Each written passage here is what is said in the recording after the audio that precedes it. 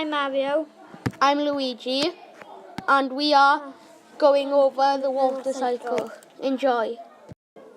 The first stage of the water cycle is evaporation. How does it work?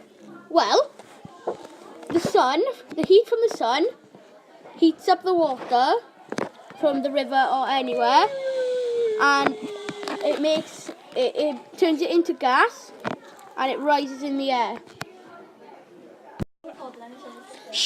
The second stage of condensation. How does it work? Condensation is where gas makes clouds. The next stage is precipitation. How does it work? Precipitation is where the clouds get too heavy and burst out their rain. Luigi. The last stage is collection. How did it work?